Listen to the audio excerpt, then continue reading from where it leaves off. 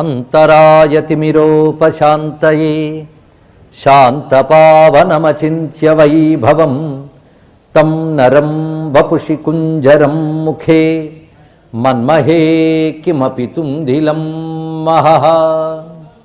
శరణం కరవాణి శర్మదం తే చరణం వాణి చరాచరోపజీవ్యం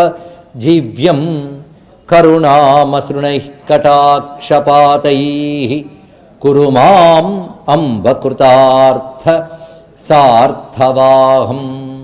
విశేషించి దేవీ మహాత్మ్యంలో రెండు ప్రధాన అంశములు మనం చెప్పుకున్నాం. ఒకటి దేవీ గాథ, రెండవది దేవీ స్తుతి. రెండిటికి రెండు మహిమాన్వితములైనవే. ఇందులో దేవిని ఉద్దేశించి దేవతలు మహర్షులు చేసిన స్తోత్రములున్నాయే, అవి మంత్రశాస్త్ర సంపుటితాలు ఒక్కొక్కటి కూడా. వేదముల యందు చెప్పబడ్డ మహిమాన్వితమైన దేవీ సూక్తములే ఇందులో దివ్యమైన దేవీ స్తోత్రములుగా 4 చెప్పబడుతున్నాయి. మొట్టమొదటి గాథలో ప్రథమ చరిత్రంలో మధుకైటవ సంహారార్థం బ్రహ్మదేవుడు నారాయణ యొక్క యోగనిద్రారూపిణి మహారాత్రిదేవి అయినటువంటి మహాకాళిని స్తుతించాడు. అది వేదముల యందు చెప్పబడ్డ రాత్రి సూక్తము యొక్క సారాంశం. అది బ్రహ్మకృత దేవీ స్తుతి. అది విశేషమైనటువంటి మహిమాన్వితమైనది. ఆ తర్వాత అమ్మవారు చేసినది మహిషాసుర సంహారం. మహిషాసుర సంహారం చేసిన తర్వాత దేవతలందరూ కలిసి అమ్మవారిని స్తోత్రం చేస్తారు. ఆ స్తోత్రము మహిషాంతకరీ సూక్తమని అత్యంత మహిమాన్వితమైన స్తోత్రం. మొదటి 2 చరిత్రలో అమ్మవారు ఆవిర్భవించడం కోసం స్తోత్రం చేశాడు బ్రహ్మదేవుడు మొదట. రెండవది అమ్మవారు ఆవిర్భవించి మహిషాసుర సంహారం చేసి విజయం సాధించిన తర్వాత స్తోత్రం చేశారు రెండవ కథలో. మూడవ కథలో అమ్మవారు ఆవిర్భావం కోసం స్తోత్రం ఉంటుంది, అమ్మవారు ఆవిర్భవించి అవతార కార్యం చేసిన తర్వాత స్తోత్రం ఉంటుంది. అటు ఇటు 2 మహిమాన్వితమైన స్తోత్రాల మధ్య ఉంటుంది మూడవ చరిత్ర. అందుకే దీనికి మరింత వైశిష్ట్యం చెప్పబడుతున్నది. ఈ మూడవ చరిత్ర శుంభనిశుంభ సంహారగాథ అని అంటారు. మొదటిది మధుకైటవ సంహారం, రెండవది మహిషాసుర మర్దనము, మూడవది శుంభనిశుంభ సంహారము. ఈ శుంభనిశుంభ సంహార గాథలో అక్కడైతే మొదటి 2 రాక్షసులు, తర్వాత 1 రాక్షసుడు ప్రధానం. ఇక్కడ 7 రాక్షసులు ఉంటారు. వాళ్ళందరికీ నాయకులు మాత్రం శుంభనిశుంభలే. ఈ కథ అనేక రకాల సంకేతాలతో ఉంటుంది. మొదటి చెప్పింది మహాకాళి, రెండవది మహాలక్ష్మి, మూడవది మహాసరస్వతి. మహాసరస్వతి అంటే జ్ఞానరూపిణి అని అర్థం. కనుక దీని నిండా జ్ఞానాంశములు ఉంటాయి కనుక అనేక రకాల లోతైన అంశాలతో ఈ కథ చాలా విస్తారంగా చెప్పబడుతూ ఉన్నది. ముఖ్యంగా 5వ అధ్యాయం నుంచి 9-10 అధ్యాయాల వరకు విస్తారంగా ఈ కథే ఉంటుంది. 11వ అధ్యాయంలో స్తోత్రం వస్తుంది. 12వ అధ్యాయంలో అమ్మవారు ఫలశ్రుతి చెప్తారు. 13వ అధ్యాయం మొత్తం ఈ గ్రంథం యొక్క పరిసమాప్తి. ఇలా మొత్తం సమకూర్చబడింది. అంటే 4 అధ్యాయాల తర్వాత చెప్పబడ్డ గాథంతా మహాసరస్వతీదేవిదే. అంటే ఎంత విస్తారమైన అంశమో పరిశీలించుకోవాలి మనం ఇక్కడ. మొట్టమొదటిగా శుంభనిశుంభుల చేత పరాజితులైన దేవతలందరూ లోకక్షేమం కోసమై హిమవత్పర్వత ప్రాంతానికి చేరుకుని అమ్మవారిని ఉద్దేశించి స్తోత్రం చేస్తున్నారు. దీనికి దేవీ సూక్తం అని పేరు, అపరాజితా సూక్తం అని కూడా పేరు. అంత మహిమాన్వితమైనది. నమో దేవ్యై మహాదేవ్యై శివాయై సతతం నమః నమ ప్రకృత్యై భద్రాయై నియతా ప్రణతాస్మత. రౌద్రి, నిత్య, గౌరీ, ధాత్రి అనే పేర్లతో ఉన్న అమ్మవారికి నమస్కారం. ఆవిడ రౌద్రి. రౌద్రి అంటే రుద్రశక్తి అని అర్థం, రుద్రుని యొక్క శక్తి. నిత్య, ఏ లోపము ఏ దోషము లేని శాశ్వతమైన శక్తి నిత్య అంటారు. ఆ తల్లి గౌరీ. గౌరీ అంటే తేట తెల్లని తల్లి అని అర్థం అండి. కాళీ ఆవిడే, గౌరీ ఆవిడే. కాళీ అంటే నల్లని తల్లి, గౌరీ అంటే తెల్లని తల్లి. నల్లదనం అనంతత్వానికి సంకేతం. అనంతమైన ఆకాశం నీలంగా ఉంటుంది, అనంతమైన లోతైన సముద్రము నీలంగానే ఉంటుంది. కానీ అనంతత్వానికి రంగు నీలం. ఆ నీలమే అంతరిక్షంలో ఉన్నటువంటి నీలిమ. ఆ నీలిమ యొక్క రూపమే కాళి. ఈ అంతరిక్షంలోనే జ్యోతిర్మండలాలు ఉంటాయి. ఆ జ్యోతిర్మండలాల్లో ప్రకాశం ఉంటుంది. సూర్యుడు మొదలైనటువంటి నక్షత్ర మండలములు మొదలైన వాటిలో జ్యోతి. ఆ జ్యోతిస్వరూపమే గౌరీ. కనుక ఆకాశంలో ఉన్నటువంటి నీలత్వం కాళి, జ్యోతిస్వరూపం గౌరీ. ఇప్పుడు ఏది గొప్పది చెప్పండి? రెండిట్లో 2 గొప్పవే. అంతేకాదు గౌరీ అంటే బ్రహ్మ విద్య, ఇది ప్రధానమైన అర్థం. తేట తెల్లని తల్లి అంటే జ్ఞానరూపిణి అని అర్థం. ఇక్కడ లోకంలో ఎవరైనా జ్ఞానాన్ని బాగా చెప్తే తేట తెల్లంగా చెప్పాడండి అంటారు. ఒకవేళ తెలుగు ఇంకా మర్చిపోకపోతే చాలామందికి ఈ పదం అర్థమవుతుంది. అంతే కదండి. తేట తెల్లం అంటే క్లారిటీ, తెల్లదనం, ప్యూరిటీ, 2 కూడా అమ్మవారే. స్పష్టత, స్వచ్ఛత, ఈ రెండిటి యొక్క స్వరూపమే జ్ఞానం. అదే గౌరీ అని చెప్పబడుతుంటుంది. అనగా గౌరీ.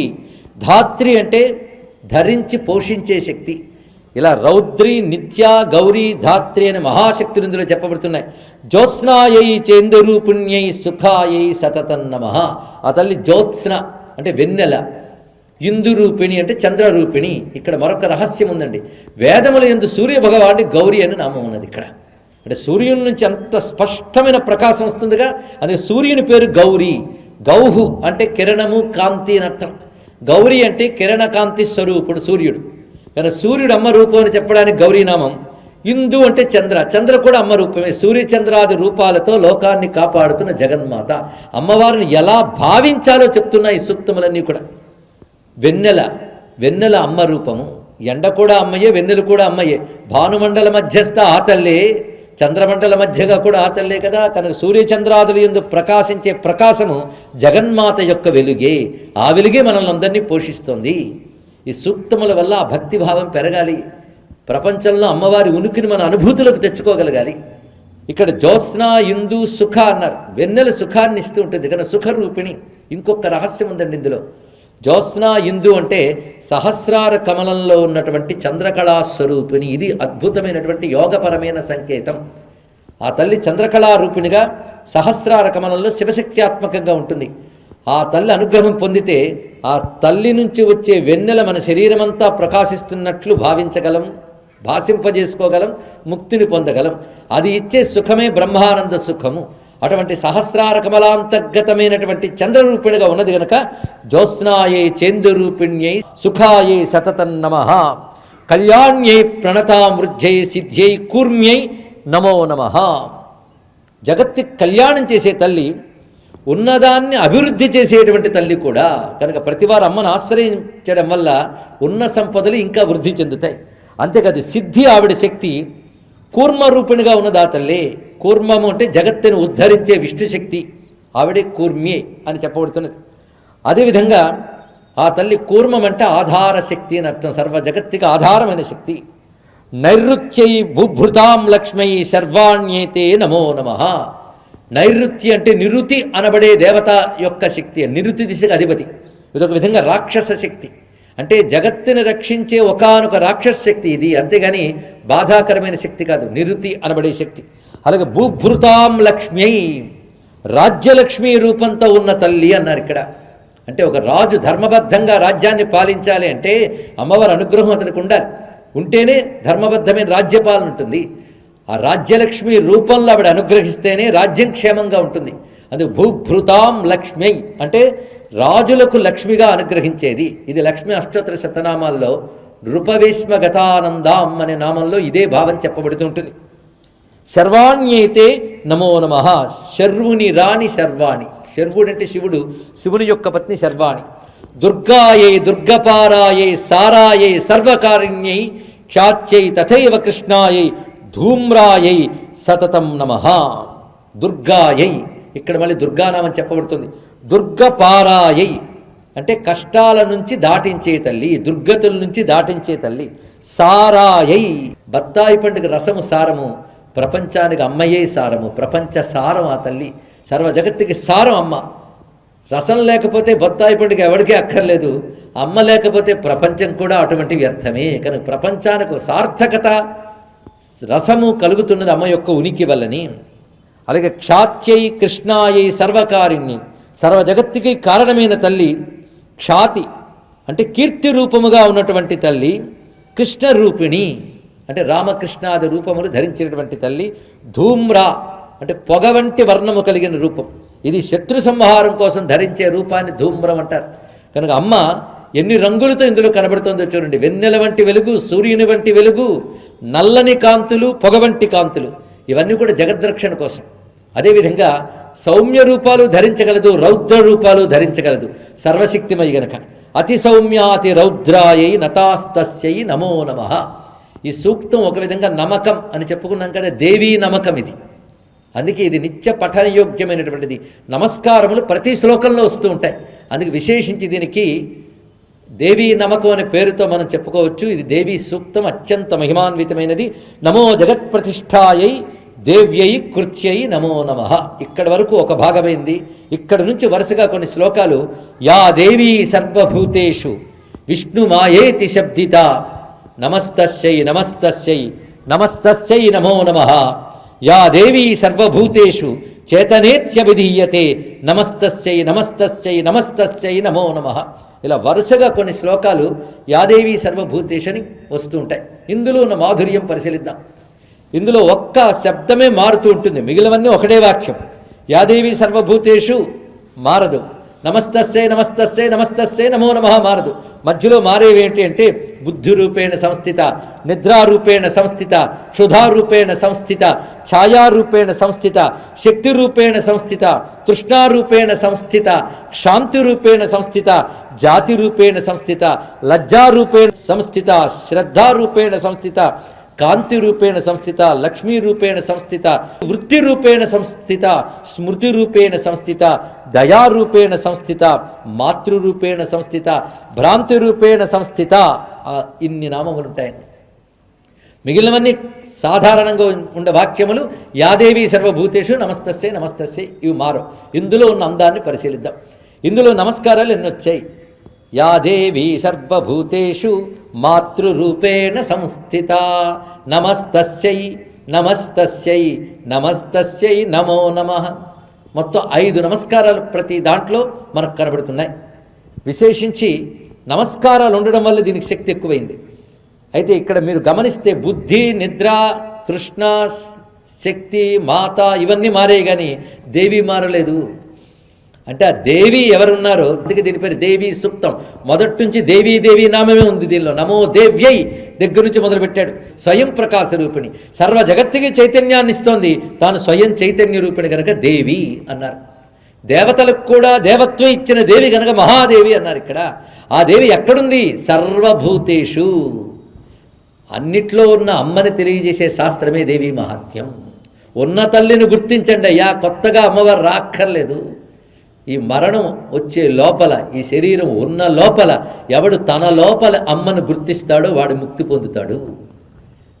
శరీరం మృత్యువు దాకా వచ్చిన ఇంకా లోపల భగవంతుడిని తెలుసుకునే ప్రయత్నం చెయ్యక రాగద్వేషాలు ఏర్పరచుకొని కోపాలతో తాపాలతో తిరిగే జీవులకి ఇంకా కొన్ని నరకాలు, ఇంకా కొన్ని జన్మలు ఉన్నాయని అర్థం తెలుసుకోండి. ఇక్కడ వాళ్ళు పూజలు చేయొచ్చు, హోమాలు చేయొచ్చు, అభిషేకాలు చేయొచ్చు, కానీ రాగద్వేష క్రోధాలతో తిరుగుతుంటే ఎప్పుడు ముక్తి చెందుతారు? అందుకు లోపలున్న దేవిని చూడాలి, లోపలున్న దేవిని. అందుకే సర్వభూతేషు, సర్వభూతముల యందు ఆ దేవి ఉన్నది. కళ్ళు చూడగలుగుతున్నాయంటే ఏది ఉండడం వల్ల చూడగలుగుతున్నాయో ఆలోచించాలి. ఆలోచన చేయండి, సాధన వెళ్ళిపోతుంది. నడవగలుగుతున్నామంటే ఎవరు ఉండడం వల్ల నడవగలుగుతున్నాం? జ్ఞాపకం ఉందండి, ఎవరు ఉండడం వల్ల. కొందరికి స్మృతి పోవడం చూస్తూ ఉంటాం. మన చేతిలో ఉందా స్మృతి? మన చేతిలో ఉందా దృష్టి? ఇవన్నీ ఎవరి చేతులు ఉన్నాయి? ఆకలి వేస్తోంది, ఆకలి వేయడం ఆరోగ్య లక్షణం, అవునా లేదా? అసలు ఏంటో ఆకలి పుట్టట్లేదంటే దాన్ని అనారోగ్యం అంటారు. కానీ ఆకలి వేయడం, నిద్ర రావడం ఇవన్నీ ఆరోగ్యవంతమైనటువంటి శరీరం యొక్క లక్షణం. అమ్మవారు చైతన్య రూపంగా ఉంటూ ఆయా ఇంద్రియాలలో ఆవిడ చైతన్యాన్ని ప్రసరిస్తేనే శరీరం పనిచేస్తుంది, అవునా లేదా? ఈ మాటని భాగవతంలో ధ్రువుడు అంటాడు, యోంత ప్రవిశ్య మమ వాచమిమాం ప్రసుప్తాం సంజీవయత్యఖిల శక్తిధర స్వధామ్నా అన్యాంశ్చ హస్తచరణ శ్రవణత్వగాదీన్ ప్రాణాన్ నమో భగవతే పురుషాయ తుభ్యం. హిందూ సంస్కృతి భగవంతుడంటే ఏంటి చెప్తోంది ఒక్కసారి ఆలోచించండి. మీ దేవుడు మా దేవుడని ఇద్దరు లేరండి, ఉన్నదంతా ఒకడే దేవుడు. తెలుసుకోండి, ఇక్కడ ఉన్నదంతా ఒకటే ఈశ్వరుడు. ఆ ఈశ్వరుడు సర్వభూతముల యందు ప్రకాశిస్తున్నాడు అని పుంలింగంలో ఉంటే దేవుడు అన్నావు, స్త్రీలింగంలో అంటే దేవి అన్నావు, రెండు ఒకటే. అవి సర్వభూతముల యందు ఆ చైతన్యం ఉండడం వల్లే ఇంద్రియముల యందు అచేతనత్వం కలుగుతుంది. కానీ హృదయంలో ఉన్న ఈశ్వర చైతన్యమే ఇంద్రియాలకు చేతనత్వం ఇస్తున్నది. కాబట్టి నువ్వు ఎలా తెలుసుకోవాలంటే, ఇంద్రియాలు పనిచేస్తున్నాయంటే వాటిని పనిచేయించే శక్తి లోపల. ఇంద్రియాణం అధిష్టాత్రి భూతానాం చాఖిలేషు యా భూతేషు సతతం తస్యై వ్యాప్త్యై దేవ్యై నమో నమః. ఆ శ్లోకం సమన్వయం మొత్తం. ఇంద్రియాణం అధిష్టాత్రి. చెయ్యి లేవగలిగిందంటే మీ నిర్వాకం కాదు, కాళ్ళు కదిలే అంటే మన నిర్వాకం కాదు. ఇవాళ నవ్వుతూ వెళ్ళిన వాడు రేపు ఏడుస్తూ పడుకోవాల్సి వస్తుంటుంది. ఎప్పుడు ఏ మార్పులు జరుగుతాయో మనకు తెలియదు. కనుక నన్ను నడిపిస్తున్న, నా చేత చూపిస్తున్న, నా చేత వినిపింపజేస్తున్న ఏ శక్తి నా హృదయంలో ఉన్నదో ఆ శక్తికి నమస్కారం అని తెలుసుకోవడానికి నిద్రగా నాలో ఉన్న తల్లి, ఆకలిగా నాలో ఉన్న తల్లి, అలాగే మనలో ఉన్న మంచి శక్తులుగానే అమ్మని చూడాలి, అంతేగాని విపరీత శక్తులుగా కాదు. మంచి శక్తులుగా చూడడం కోసమే శాంతి రూపేణ, దయారూపేణ, క్షాంతి రూపేణ ఇన్ని రూపాలతో అమ్మవారు ఉన్నారు. అందుకే అమ్మవారు రక్షించడానికి ఎక్కడి నుంచో రాక్కర్లేదండి. నిన్ను రక్షించడానికి మరొక ప్రాణిలోంచి ఆవిడ రాగలదు. ఒకతనెవరో పాపం రోడ్డు మీద వెళుతూ కింద పడిపోయాడు. బోలుడంత సంపద ఉంది అతడి దగ్గర, కానీ ఏం లాభం, లేవలేకపోతున్నాడు. అందులో తాను పక్కన పడేసుకున్న సూట్ కేసు అతను లేపలేకపోతుంది, అది కూడా వాళ్ళగే పడుంది. ఏం ప్రయోజనం చెప్పండి, ఎంత డబ్బున్నా? పిలిస్తే పలికే దిక్కులేరు, నోటు నుంచి మాట రావట్లేదు. అలాంటి పరిస్థితుల్లో తోవలో పోయే ఒక పేదవాడు చూసి అయ్యో అని వెంటనే ఎత్తుకుని కాస్త నీళ్లు పోసి ఆ నీళ్లు తలపై కొట్టి శైత్యోపచారం చేయగానే లేచి కూర్చున్నాడు. ఇప్పుడు అమ్మవారు ఎక్కడున్నారో చెప్పండి. ఇక్కడ వాడికున్న కీర్తి ప్రతిష్టల్లో ఉన్నారా, వాడి పెట్టెలో ఉన్న డబ్బులో ఉన్నారా? అక్కడికొచ్చి ఒకడు దయ చూపించి సేద తీర్చాడు చూసారా, ఆ దయలో అమ్మవారు ఉన్నారు. పరిశీలించాలి. ఇలాగ ప్రతి చోట ఆ రూపంలో ఉంటుంది. అందుకే ఈ రూపాలతో మీరు నమస్కరించగానే ఆ రూపాలతో అమ్మవారు అనుగ్రహిస్తున్నారని తెలుసుకోవాలి. ఈ స్తోత్రం చదివితే అణువణువున అమ్మ ఉనికిని అనుభవానికి తెచ్చుకోగలం. ఇది కావాలి. ఆధ్యాత్మిక సాధన అంటే ఎక్కడి నుంచో దేవుణ్ణి తెచ్చుకోవడం కాదు, ఉన్న చోట ఉన్న దేవుణ్ణి గుర్తించాలి, ఆ ఉనికిని అనుభవించాలి. ఇదే ఆధ్యాత్మికానుభూతి. సృష్టిలో ప్రతి చోట ఆ పరాశక్తి, ఆ పరబ్రహ్మము యొక్క చైతన్యాన్ని అనుభవానికి తెచ్చుకోగలగాలి. ఆఖరికి ఎదురుగా ఉన్నటువంటి నిన్ను రక్షించేటువంటి, నీపై దయ చూపించేది, నిన్ను కాపాడేది, నీకు ఆనందాన్నిచ్చే ఒకానొక శక్తి అమ్మవారైనప్పుడు దాన్ని గుర్తించి పొందగలిగే శక్తిగా నీలో ఉన్నది కూడా ఆ తల్లి. నిజానికి నీలో ఉన్న శక్తియే అక్కడ ప్రకాశింపబడి నిన్ను నీ యందు అందిస్తున్నది. కనుక నీలో, నాలో, అందరిలో ఉన్నటువంటి ఏకశక్తిని గుర్తిస్తే అప్పుడు ఎన్నున్నాయి లోకంలో? నువ్వు, నేను, అందరూ అనే 3 వస్తువుల్లో ఉన్నదంతా ఒకటే శక్తి. అది ఏకం అద్వితీయం బ్రహ్మ అనే బ్రహ్మజ్ఞానం లభిస్తున్నది. ఉన్నదంతా ఒకటే. ఆ ఒక్క శక్తే పరబ్రహ్మస్వరూపిణి. ఆ శక్తికి బ్రహ్మమునకు భేదం లేదు. బ్రహ్మము యొక్క శక్తి అని వ్యవహారంలో అన్నా బ్రహ్మము శక్తి భేదం లేదు. అందుకే శక్తికి అభిన్నమే బ్రహ్మము, బ్రహ్మమునకు అభిన్నమే శక్తి. ఇది శివశక్తి ఐక్య రూపము. మొత్తం ఇన్ని శ్లోకాల సారం ఇంతేనండి. ఇక్కడ అందుకు ప్రతి శ్లోకానికి ఇంకా వ్యాఖ్యానిస్తూ భ్రాంతి అంటే ఏమిటి, కాంతి అంటే ఏమిటి చెప్పక్కర్లేదు. భ్రాంతి కూడా అమ్మవారి రూపమే. అంటే ఒకదాన్ని చూసి మరొకటి అనుకోవడం భ్రాంతి, అంతే కదా. రజ్జు సర్ప భ్రాంతి అంటారు వేదాంత శాస్త్రంలో. తాడును చూసి పాము అనుకుని వణుకుపోయాడు, తర్వాత తాడుని తెలిసాక వణుకుపోయింది. అమ్మయ్య పాము అంతర్ధానం అయిపోయిందండి అనకూడదు, అజ్ఞానం పోయిందండి అనాలి, తెలియాలి. అదేవిధంగా ప్రపంచమంతా పరమాత్మ స్వరూపమే అయినా ఆ పరమాత్మ తెలియబడట్లేదు, ప్రపంచం తెలుస్తోంది. ఇది ఎలాంటిదంటే తాడు తెలియబడక పాము తెలిసినట్లు. తర్వాత కాంతి యొక్క సహాయంతో తాడని తెలిసినట్టు, గురువిచ్చిన జ్ఞాన సహాయంతో ఈ విశ్వమంతా బ్రహ్మమే అని తెలుస్తుంది. ఆ తెలిసి ప్రపంచ రూప భ్రాంతి పోతుంది. అయితే భ్రాంతి కలగడానికి కారణం ఏమిటి? తాడంటూ ఉండడం వల్లే కదా పాము అనిపించింది. కనుక పాములా అనిపించడానికి ఇంచుమించు తాడు ఉనికే కారణం. అలాగే ఆ పరబ్రహ్మం యొక్క ఉనికి చేతనే ఇది జగత్తు ఏమో అని భ్రాంతి కలుగుతున్నది. కానీ బాగా ఆలోచిస్తే భ్రాంతి తొలగిపోతే సత్యమే కదా. అంతేకాదు, లోకం నడవడం కోసం మాయారూపంగా జగన్మాత భ్రాంతిని కూడా కలిగిస్తుంది. భ్రాంతిని కలిగించేది ఆ తల్లే, భ్రాంతిని తొలగించేది ఆ తల్లే. అవిద్య కూడా ఆవిడే, విద్య కూడా ఆవిడే. విద్య కూడా ఆవిడే అని తెలిసి ఎవడైతే దండం పెడతాడో వాడికి అవసరమైనంత మేరకు అవిద్య ఉంచుతుంది, అవసరమైనప్పుడు తీసి పారేసి ముక్తిని కూడా ఇస్తుంది ఆ తల్లి. అందుకే భ్రాంతి రూపేణ అనే మాట అంత గొప్పది. అలాగే ఆ తల్లి క్షుధ, ఆకలి కూడా అమ్మ రూపమే. మనం అనుకుంటాం ఏంటయ్యా దరిద్రగొట్టు వాళ్ళ ఆకలి ఎప్పుడు ఆకలి అంటావని. ఆకలే లేకపోతే ఎంత బాధ అండి. ఆకలి లోపలున్న జఠరాగ్ని యొక్క స్వరూపం. ఆ జఠరాగ్ని అహం వైశ్వానరో భూత్వా ప్రాణినాం దేహమాశ్రిత అని చెప్తున్నాడు వేదమాత కూడా. సోగ్రభుక్ విభజంతిష్టన్ ఆహారమజరక్కవి అని మనలో అగ్రభుక్ వేసిన వెంటనే ఆరగించే అగ్ని అమ్మవారి రూపమే. కనుక క్షుధారూపేణ ఇలా ఒక్కొక్క దాన్ని భావన చేస్తూ వెళ్ళాలి. అలాగే సహనం అమ్మవారి రూపం, శాంతి అమ్మవారి రూపం, దయ అమ్మవారి రూపం, లజ్జ అమ్మవారి రూపం. లజ్జారూపేణ అధర్మం చేసే పరిస్థితి వచ్చినప్పుడు మన సంస్కారంతో చేయడానికి జంకి వెనక్కి వెళ్ళగలగాలి, అది లజ్జ. ఆ లజ్జ మహాత్ముల్లో ఉంటుంది. అంతేగాని కొందరికి తప్పు చేయడానికి గొప్ప తెగింపు ఉంటుంది, అలాంటి వాళ్ళకి లజ్జ లేదని అర్థం. కొందరికి తప్పు మాట విన్నా, తప్పు చెయ్యాలని పరిస్థితి వచ్చినా ప్రాణమైన పోతే పోయింది, కానీ తప్పు మాత్రం చేయమంటారే వాళ్ళకి లజ్జ ఉన్నట్టు లెక్క. లజ్జ అంత దైవీ గుణం అండి ఇక్కడ. ఎందుకంటే అవినీతి చేయడానికి అవకాశం ఉన్న పొజిషన్లో ఉంటూ అవినీతి చేయకుండా ఎవడుంటాడో వాడు గొప్పవాడు. అది లజ్జ అనబడి మహాశక్తి. కనుక లజ్జాదేవతకి నమస్కారం చేసుకుంటూ ఇన్ని రూపాలతో ఉన్న తల్లి సర్వభూతముల ఇంద్రియాలని నడుపుతూ ఉన్నది. అందుకే వీటి సారభూతమైన శ్లోకం ఇంద్రియాణం అధిష్టాత్రి భూతానాం అఖిలేషియ. లేదా భూతానాం చాఖిలేషు చ పాఠాంతరం. భూతేషు సతతం తస్యై వ్యాప్త్యై దేవ్యై నమో నమః. సర్వభూతాల్లో వ్యాపించిన ఆ ప్రకాశ స్వరూపిణి అమ్మవారికి నమస్కారం. చిట్ట చివరికి చితిరూపేణ యా కృష్ణం ఏతద్వ్యాప్య స్థితా జగత్ నమస్తస్యై నమస్తస్యై నమస్తస్యై నమో నమః. చితిరూపేణ పరా ప్రత్యక్షితి రూపా పశ్యంతి పరదేవత. చితి అంటే చైతన్యం అని అర్థం అండి. అదే చితి అంటే మంట పెట్టేటటువంటి తగలబెట్టేది కట్టెల కుప్ప కాదు. చితి అనగా చైతన్యం అని అర్థం. ఇది అయితే వాటికి మంచి పేర్లు పెట్టుకోవాలి కనుక తగలబెట్టే కట్టెలకు కూడా చితి అని పేరు పెట్టారు. అంటే బ్రహ్మజ్ఞాన స్వరూపం అని అర్థంతో చెప్పారే తప్ప ఈ చితికి అర్థం అది కాదు. చితి అనగా జ్ఞానం అని అర్థం తెలుసుకోవాలి. ఇక్కడ ప్రతి వారిలో కూడా ఆ చితి రూపంతో వ్యాపించింది ఆ తల్లి. అటువంటి తల్లికి నమస్కారం. అమ్మా స్తుతాసురై పూర్వమభీష్ట సంశ్రయా తథా సురేంద్రేణ దినేషు సేవిత కరోతు సాన శుభహేతురీశ్వరి శుభాని భద్రాని అభిహంతు చాపదః.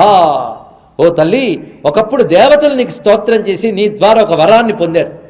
అమ్మా, స్మరించిన ప్రతిసారి నువ్వు అనుగ్రహించి ఆపదల నుంచి కాపాడు. అప్పుడు నువ్వు సరైన మాట ఇచ్చావు.